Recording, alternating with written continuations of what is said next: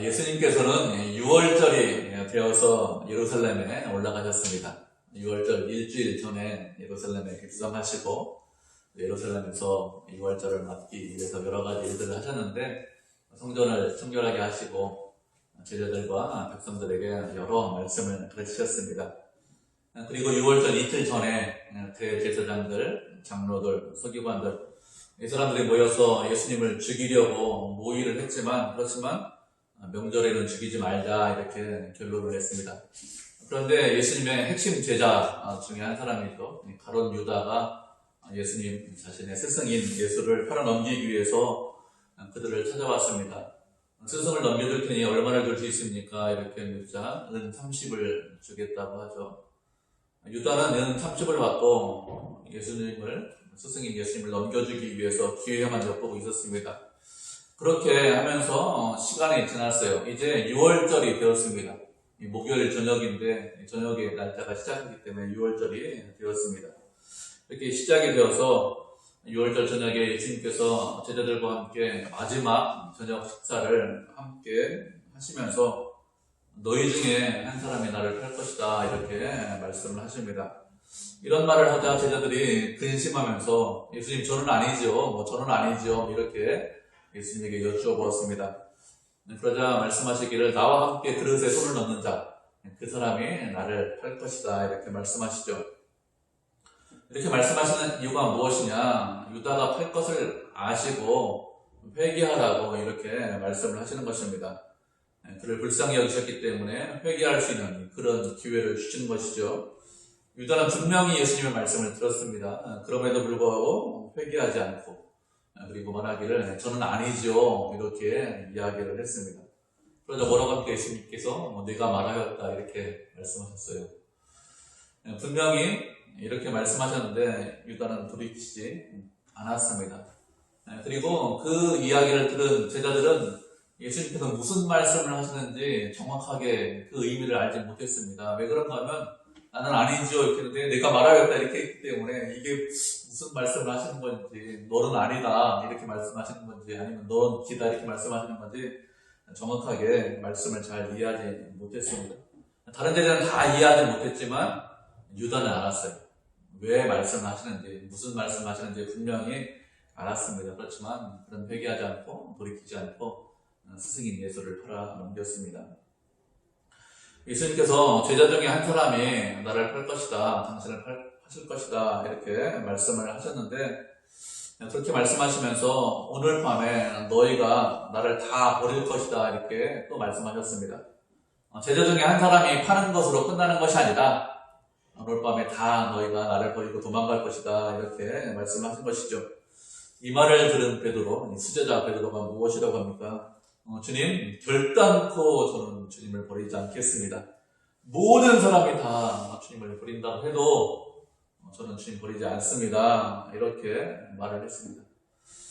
베드로가 이런 말을 했는데 이 말이 거짓말이냐? 결단코 거짓말이 아닙니다. 진심이죠. 정말로 주님을 사랑해서 다른 사람이 다 주님을 버리고 다 도망가도 그래도 저는 진정으로 주님을 따르겠습니다. 주님과 함께하고 있습니다. 이런 진심의 마음, 진정의 마음이 그의 말에, 그의 마음에 실제로 있었습니다. 그런데 진심으로 주님을 따르겠습니다. 이런 마음을 갖는 것하고 그리고 그 마음대로 실제로 행동하느냐, 이것은 다른 문제예요.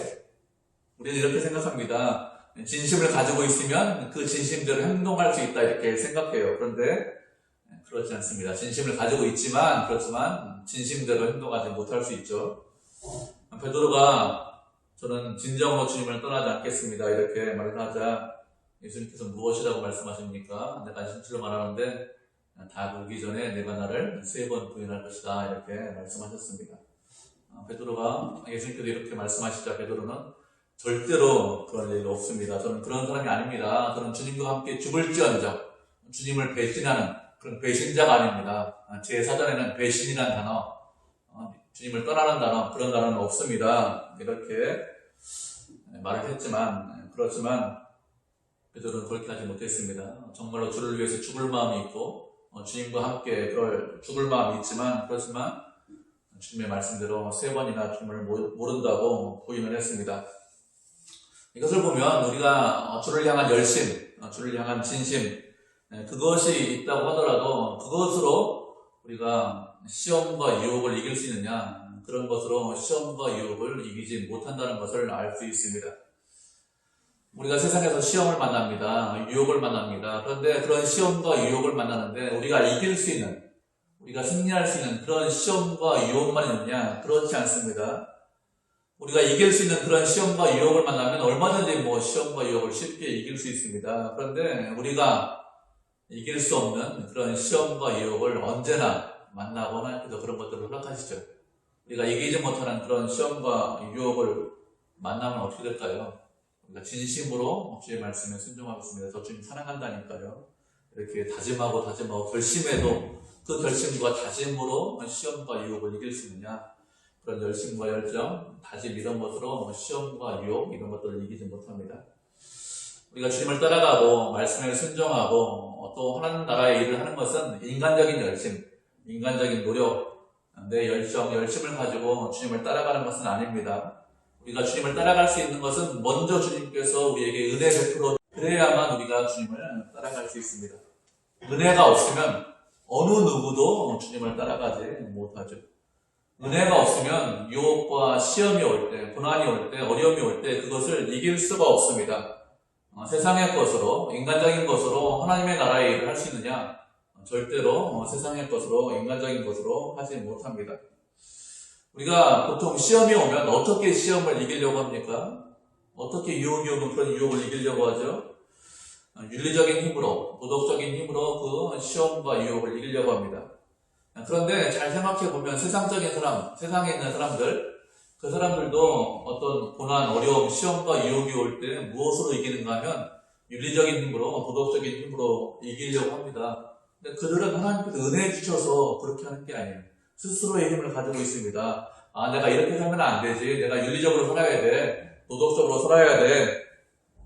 그래서 어떤 어려움을, 어떤 유혹과 시험을 이기려고 합니다. 그런데 하나님께서 우리에게 시험과 유혹을 허락하시는데 사탄을 통해서 허락하시죠. 사탄이 우리를 시험하고 유혹하는데 사탄은 우리보다 훨씬 더 영리하고 영악합니다. 우리를 너무나 잘 알고 있어요. 그래서 우리의 부족한 것이 무엇인지, 우리의 연약한 것이 무엇인지, 우리의 장점이 무엇인지, 단점이 무엇인지 잘 알고 있습니다. 그래서 우리를 유혹할 때 어떻게 유혹합니까? 처음부터 아주 어렵고 힘든 그런 유혹을 주느냐, 그런 시험을 주느냐, 절대로 그렇게 하지 않죠. 처음에는 아주 쉬운 유혹을, 그런 것들을 줍니다. 그럼 어떻게 하죠? 내 힘과 내 능력으로 이길 수 있어요. 하나님을 의지하지 않아요. 그래서 내 힘과 내 능력으로 이깁니다. 그래서 그렇게 이기면 어떤 시험이 와도 어떤 유혹이 와도 내가 이길 수 있다, 이런 마음이 생깁니다. 근데 시간이 지나면 어떤 유혹과 어떤 시험이 올까요? 어떤 유혹과 어떤 시험이 오는가 하면 내 힘과 내 능력으로 이기지 못하는 그런 유혹과 시험이 옵니다. 내 윤리적인 도덕적인 힘으로 이기지 못합니다. 아무리 열심을 내도 아무리 힘이 있어도 이기지 못해요. 예를 들면 이런 겁니다. 어떤 사람이 나한테 잘못했어요. 그런데 그러니까 조금만 잘못했어요. 내가 얼마든지 그걸 용서해 줄 수 있어요. 그럼 어떻게 합니까? 쿨하게. 그래, 사람이 다 그렇지, 어떻게 죄 안 짓고 사냐, 잘못 안 하고 사냐, 그럴 수 있어. 이렇게 하고 끝나죠, 대부분. 그런데 내가 용서하지 못하는 그런 일을 합니다. 내 한계에서 벗어나는, 이건 참 도저히 용서가 안 된다, 용납이 안 된다. 이렇게 그런 것들을 내가 당하면 어떻게 하죠? 내가 말했잖아. 너 그렇게 하면 안 된다고. 내가 몇 번 말했는데 이제 더 이상 못 참는다. 사람이 참는데도 한계가 있지. 어떻게 그럴 수 있냐. 이런 식으로 되죠.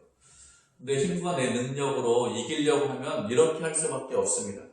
하나님의 나라의 일, 하나님의 나라의 역사, 그것은 내 힘과 내 능력으로, 인간적인 것으로 이루지 못하죠. 윤리적인 힘, 도덕적인 힘으로 무엇을 이루는 것이 아닙니다. 주님을 따라가는 것, 그것은 주님의 은혜를 힘입어야 주님을 따라갈 수 있습니다. 은혜를 힘입지 않으면 그러면 아무것도 하지 못하죠. 주님을 떠나서 우리가 무엇을 할 수 있느냐? 주님을 떠나서는 우리가 아무것도 하지 못합니다. 그렇기 때문에 어떻게 될까요? 늘 주님과 함께하고 늘 주님과 동행해야 됩니다.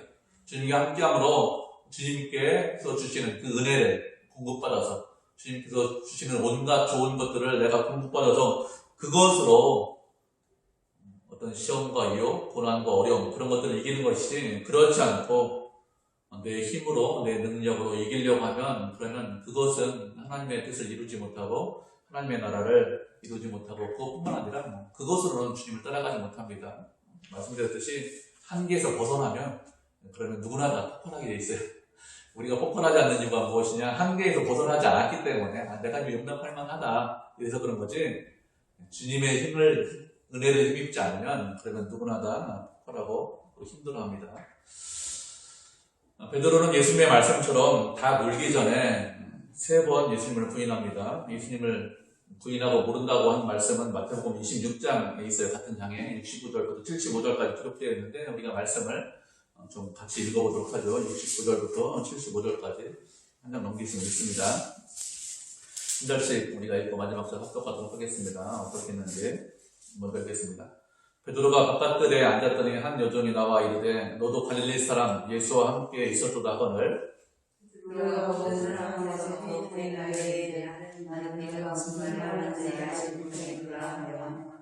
암몬까지 나아가니 다른 여종이 그를 보고 거기 있는 사람들에게 말하되 이 사람은 나사렛 예수와 함께 있었도다 하매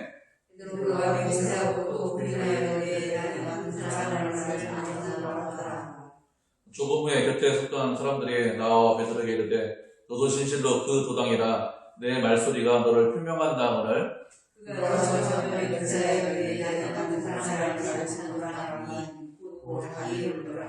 마지막 절 같이 읽겠습니다.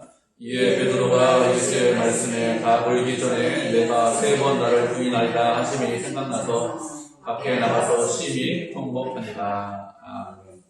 예수님께서 제자들에게 말씀하시기를 너희가 오늘 밤에 나를 버릴 것이다 이렇게 말씀하셨습니다. 제자들이 예수님을 버리는 이유가 무엇이냐? 그것은 목자를 치기 때문에 양떼가 흩어진다고 말씀하셨습니다. 본문에 보니까 양떼를 치는 것이 아니라 양떼를 이끄는 목자를 치기 때문에 그 밑에 있던 양떼가 다 흩어질 수밖에 없다는 것이죠. 그런데도 베드로가 장담하기를 저 주님 떠나지 않습니다. 그렇게 장담했습니다. 자기가 한 말이 있기 때문에 예수님이 붙잡아 갔는데 어떻게 하죠? 멀찍이 다 따라가죠. 다른 사람들 다 도망갔는데 베드로는 예수님을 끝까지 도망가지 않고 따라갔습니다. 예수님을 그렇게 끝까지 따라가는 것을 보면 상당히 꽤 용기가 있는 거예요. 그런 사람들 다 나머지 제자들 다 도망쳤는데 그런데 베드로는 따라가니까 꽤 용기가 있는 것입니다. 그래서 예수님을 따라가서 예수님이 어떻게 하고 계신지 베드로가 자세히 살펴보았습니다. 그러자 예수님께서 사람들에게 모욕을 당하고 계셨습니다. 사람들이 얼굴에 침을 뱉고 눈을 가리고 손바닥으로 얼굴을 치면서 말하기를 선지자야 누가 쳤냐? 누가 쳤는지 좀 알아맞혀봐라. 내가 선지자니까 누가 쳤는지 알아맞힐 수 있는 거 아니냐 하면서 그것도 못 맞히냐 이렇게 모욕을 하고 있었습니다.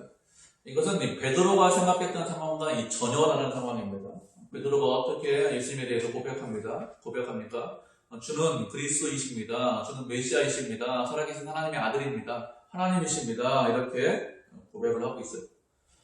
그렇기 때문에 예수님이 누군지 정확하게 알고 있습니다. 그래서 붙잡혀 갔지만 그래도 모든 사람들을 다 제압하고 왕 위에 오르실 것이다 이렇게 생각을 하고 있었습니다. 예수님의 말씀도 들었고 이적도 경험했습니다. 그리고 어떤 힘과 어떤 능력을 갖고 계신지 다 알고 있어요. 그래서 대제사장들, 장로들, 군병들, 거기 있는 모든 사람들 다 제압할 수 있다 이렇게 생각했는데 그런데 예수님께서는 상황을 변화시키지 않았습니다. 그리고 어떤 기적도 행하지 않고 있죠. 그냥 수치와 모욕을 당하고 계셨습니다. 모든 상황이 쉽게 다 정리되겠지, 금방 해결되겠지 이렇게 생각하고 있었는데 아무런 능력도 발휘하지 않고 그냥 고난을 당하고 계셨습니다. 그렇게 예수님께서 모욕당하고 수치당하는 것을 베드로는 바깥들에서 지켜보고 있었습니다.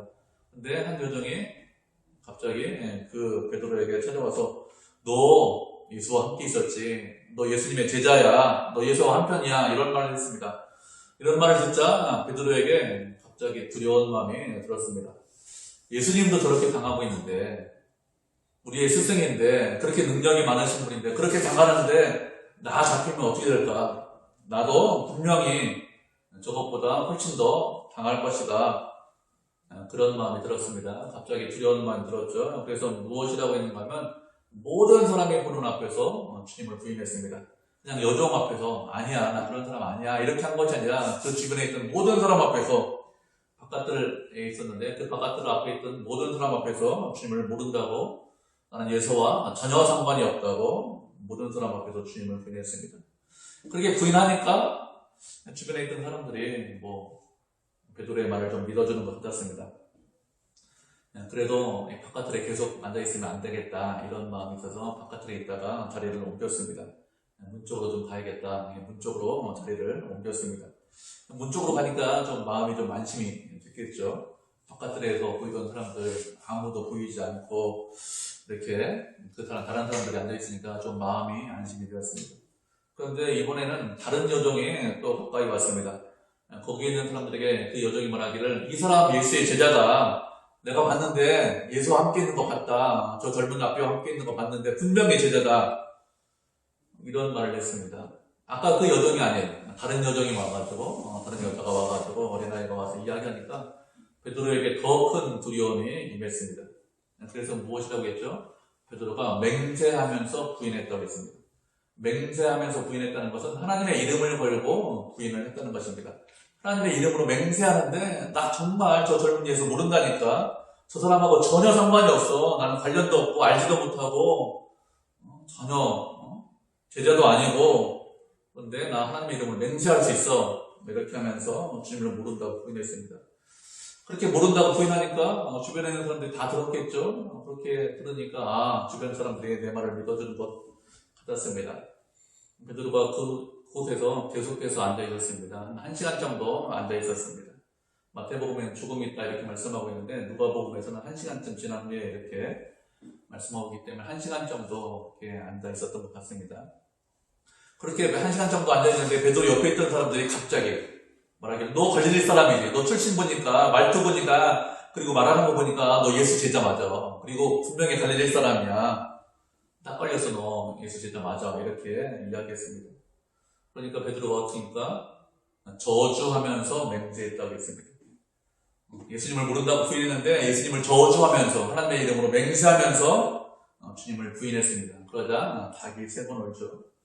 누가복음 말씀에 보면은 베드로가 예수님을 부인하는 것에 대해서 좀 더 자세히 설명을 하고 있습니다. 우리가 누가복음 말씀 좀 같이 읽어보도록 하죠. 누가복음 22장 59절부터 62절까지 말씀 같이 읽어보도록 하겠습니다. 누가복음 22장 59절로 62절입니다.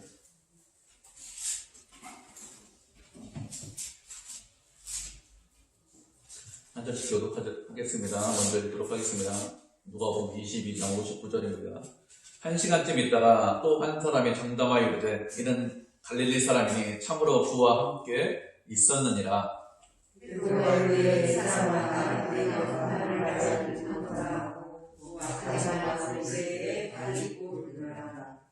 주께서 돌이켜 베드로를 보시니 베드로가 주의 말씀 곧 오늘 닭이 울기 전에 내가 3번 나를 부인하리라 하심이 생각나서 아멘. 누가복음 보면은 베드로가 3번째 주님을 부인하는 것에 대해서 좀 더 자세히 기록하고 있죠.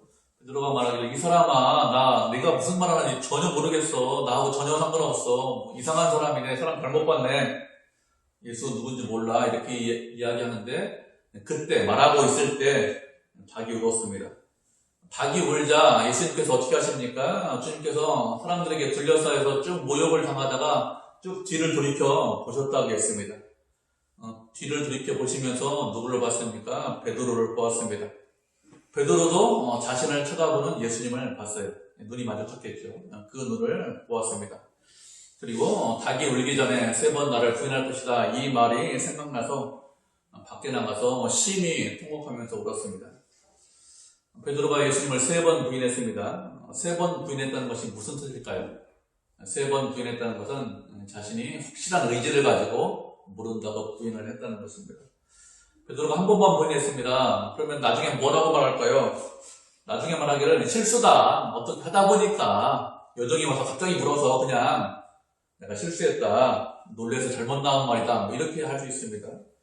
두 번 부인했습니다. 두 번 부인했으면 뭐라고 할까요? 그래, 뭐 잘못한 거 맞다. 그렇지만 경황이 없어서 그런 거지. 다른 사람들 다 도망갔는데 나 안 도망갔잖아. 나 예수님 따른다니까. 예수님 사랑해.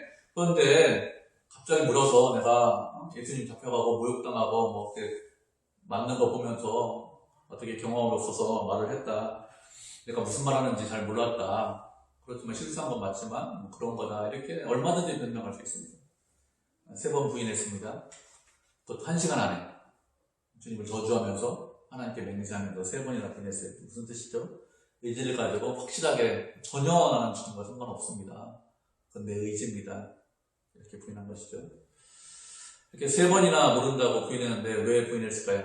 누가복음 22장 31절에 보니까 이렇게 말씀하고 있습니다. 시몬아 시몬아 사탄이 너희를 밀가부르듯 하려고 요구했다고 했습니다.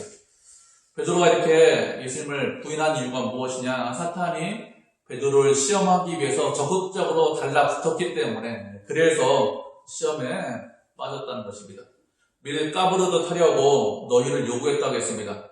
밀가부르는 것이 무엇이냐? 그것은 이 곡식을 타작하는 것이죠. 밀 중에서 쭉정이와 알곡을 구분하는 것입니다. 바람에 날려가지고 바닥에 떨어지면 그러면 알곡이고 쭉정이는 알맹이가 없으니까 멀리 날아가는 것이 쭉정입니다. 사탄이 바람에 날려가는 그런 쭉정이 만들기 위해서 그래서 베드로를 시험을 했다는 것이죠. 그렇게 요청을 했다는 것입니다. 그래서 베드로가 시험에 빠졌습니다. 그런데 어떻게 됐습니까? 베드로가 완전히 믿음에서 떨어지진 않았어요. 왜 완전히 믿음에서 떨어지지 않았을까요? 왜 그런가 하면 예수님께서 그를 위해서 기도하셨기 때문에 그렇습니다. 베드로도 주님을 모른다고 3번이나 부인했기 때문에 그것도 의지를 가지고 부인했기 때문에 얼마든지 가룟 유다와 같이 될 수 있습니다. 예수님을 모른다고 부인하고 배반하고 얼마든지 도망칠 수 있습니다. 멀리 떠날 수 있습니다. 그런데 그렇게 되지 않았어요. 왜 그렇습니까? 예수님께서 그를 위해서 기도했기 때문에 그렇습니다. 우리는 이렇게 생각할 수 있습니다. 예수님께서 나를 구원해 주셨기 때문에, 우리를 구원해 주셨기 때문에, 십자가에 달려 돌아가셨기 때문에 세상에서 유혹이 없고 시험이 없고 고난이 없고 어려움이 없었으면 좋겠습니다. 이런 마음이 있습니다. 그런데 하나님께서 우리를 인도하시는데 그렇게 인도하시잖아요. 세상에 사는 동안에 유혹도 허락하시고 시험도 허락하십니다. 시편 23편에 있는 말씀처럼 사망의 음침한 골짜기로 나를 얼마든지 인도하실 수 있습니다. 그러면 우리의 바람과 우리의 기대와 다르게 우리를 그렇게 유혹과 시험 가운데 있도록 허락하시는 이유가 무엇일까요? 그것은 내 힘과 내 능력을 의지하는 것이 아니라 철저하게 주님만 믿고 주님을 의지하라고 그렇게 하시는 것입니다.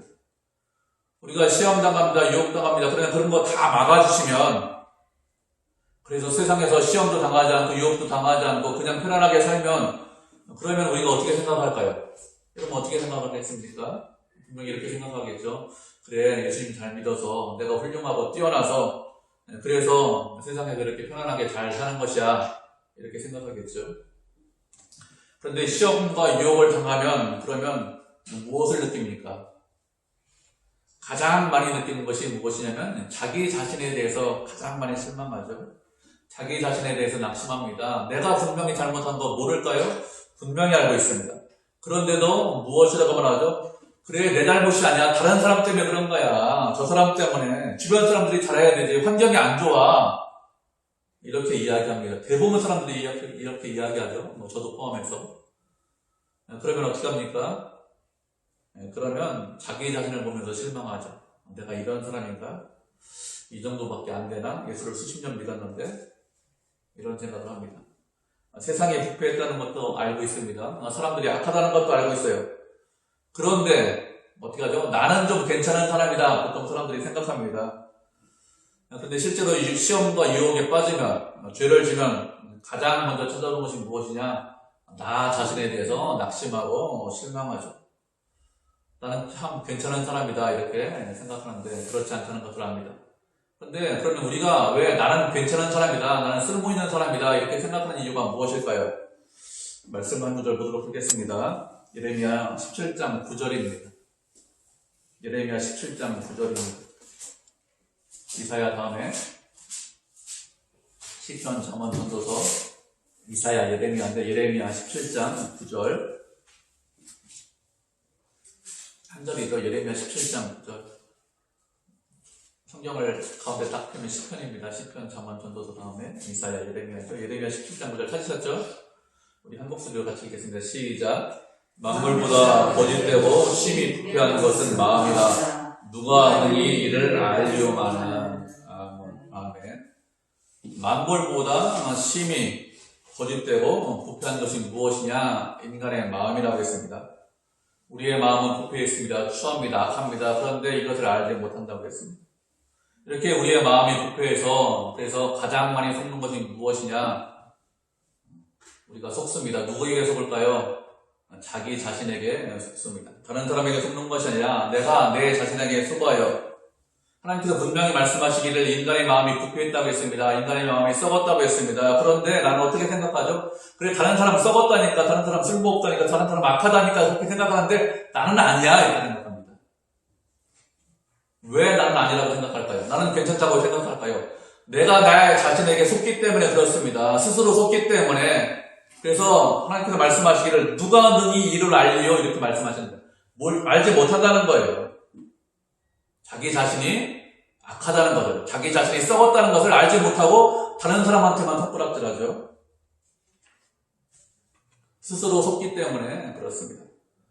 그래서 하나님께서 내 자신이 얼마나 부패했는지, 내 자신이 얼마나 썩었는지 그것을 깨닫게 하기 위해서 시험과 유혹을 허락하십니다. 시험과 유혹을 허락해서 그래서 우리를 어떻게 인도하시죠? 나 자신을 믿지 않도록 하십니다. 나 자신을 믿는 것이 아니라 누구를 의지하도록 만드십니까? 하나님만 의지하도록 만드세요. 여러분, 나 자신을 믿으면 어떻게 됩니까? 구원 못 받습니다. 믿음으로 구원받는다는 것은 나를 믿는 게 아니죠. 하나님을 믿어야 구원받아요.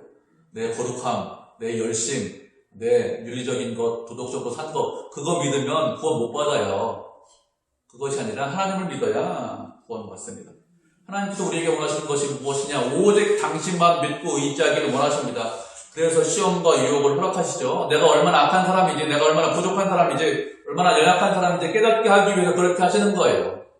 그래야 압니다. 그렇지 않으면 알지 못합니다. 하나님 나라의 일, 우리가 하나님 은혜로 구원받는 것, 내 능력과 내 힘으로 구원받는 것이 아니고 내 능력과 내 힘으로 하나님의 나라의 일을 할 수 없죠. 그게 그런 의미예요. 나를 믿지 말라 이런 뜻입니다. 하나님만을 의지해야 됩니다. 우리가 일을 하다 보면 쉽게 할 수 있어요. 내 힘과 내 능력으로 하나님의 일을 하다 보면 그건 이루지 못한다는 것을 알 수 있습니다. 그래, 이거 할만한데, 이거 잘할 수 있을 것 같아, 이거 잘 될 것 같아. 그런 마음 가지고, 나 능력 있어. 그런 마음 가지고 일하시면 어떻게 됩니까? 결과가 그렇게 썩 좋지 않죠. 그렇지만, 하나님 저 잘 모르겠습니다. 어떻게 되는지 잘 못하겠습니다.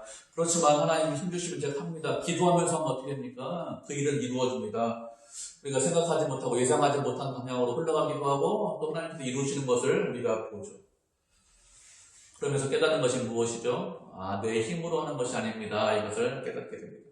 하나님만 의지하게 만드십니다. 하나님의 일, 하나님의 나라는 주님을 의지해서 하는 것입니다.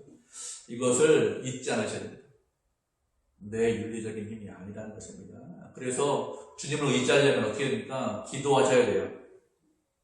하나님, 제 힘과 제 능력으로 하는 것이 아니라 하나님의 힘과 하나님의 능력으로 합니다. 주님을 믿습니다. 주님께서 이루어 주십시오. 저는 그냥 도구에 불과합니다. 그래서 기도하는 것입니다. 그 사람이 하나님을 의지해서 일을 하는지 아니면 그렇지 않고 내 힘으로 일을 하는지 어떻게 알 수 있습니까? 기도하면서 그 일을 하는지 기도하지 않는지 그것을 보면 알 수 있습니다. 기도하지 않으면 전혀 하나님을 의지하지 않는 것이죠.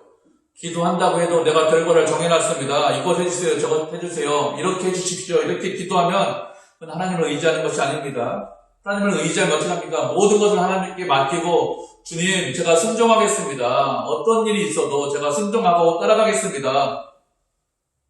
그런 마음을 갖고 기도하는 거죠. 그러면 그것은 하나님의 뜻대로 이루어집니다. 주의 영광을 위해서 제가 순종하면서 어떤 일이 있어도 제가 주의 뜻대로 살겠습니다. 그 사람이 하나님을 의지해서 하나님의 일을 하는 것입니다. 그렇지 않으면 그래, 내가 실력이 있으니까, 세상에서 배웠으니까, 능력이 있으니까, 그러니까 따라가겠지.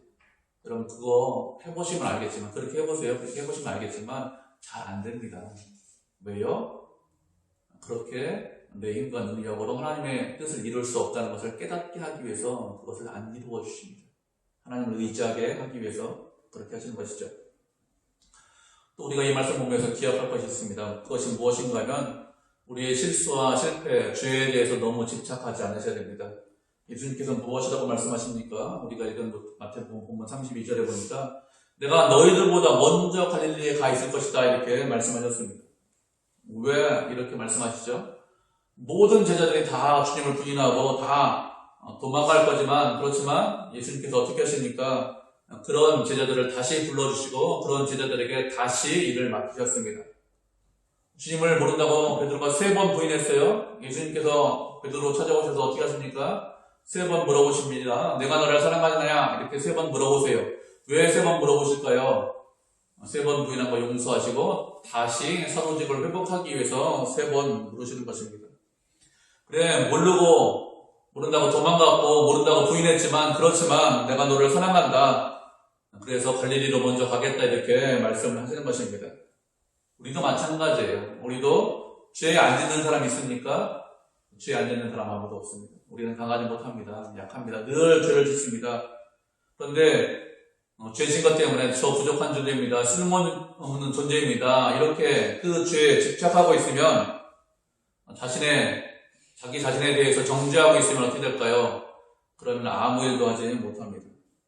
그것이 아니라 죄 졌지만 내가 지은 죄보다 무엇이 더 큽니까? 하나님의 은혜가 훨씬 더 크다니까요. 하나님의 은혜를 믿고 용서하심을 믿고 주님을 의지하는 것, 그게 믿음으로 사는 것이지 그것이 아니라 나 죄 졌으니까 나 악한 사람이야. 나 그냥 물고기 잡으러 갈래. 나 하나님 일 안 해. 그건 자기 자신의 의의를 드러내는 거죠. 하나님께서 우리에게 원하시는 게 그게 아니에요. 하나님은 누구를 사랑하신다고요? 죄인을 사랑하십니다. 하나님은 어떻게 일하신다고요? 죄인을 들어서 일하십니다. 의인을 들어서 일하시는 것이 아니에요. 죄인인지 분명히 알고 있는데 하나님 죄인입니다. 부족합니다. 그 사람을 들어서 일하시고 어떻게 하죠? 그 사람과 함께 하십니다. 그런데 스스로 의롭다고 자기 자신을 정죄하고 뒤로 물러가 있으면 그건 정말로 죄인입니다.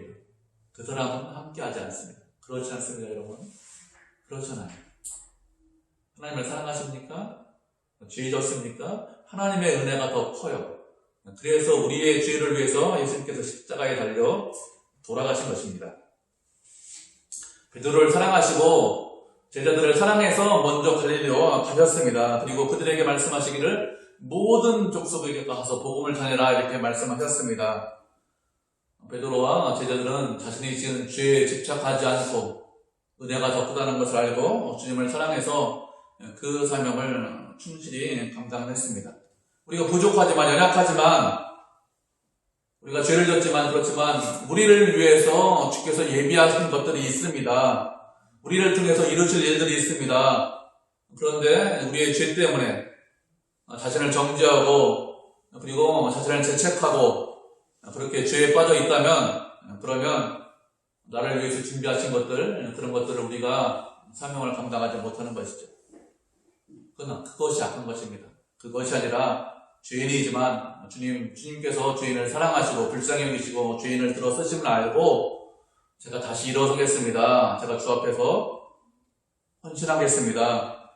이렇게 하면서 자책의 자리에서 일어나셔야 됩니다. 주님의 그 자책의 자리에서 머물러 있는 것이 아니라 일어나셔서 주님의 일을 감당하고 주님의 사역을 감당하셔야 됩니다. 그것이 주님의 뜻이죠. 우리는 늘 부족하다는 것을 인정을 해야 됩니다. 주님을 떠나서는 아무것도 하지 못합니다. 그것을 인정하고 주님의 은혜와 능력을 힘입어서 그래서 죄와 싸우고 그것을 이기고 또 주님께서 주시는 그 힘으로 능력으로 사명을 감당하고 또 주께 영광을 돌리는 믿음의 성도, 믿음의 교회, 은혜의 교회가 되기를 주님의 이름으로 축복을 드립니다.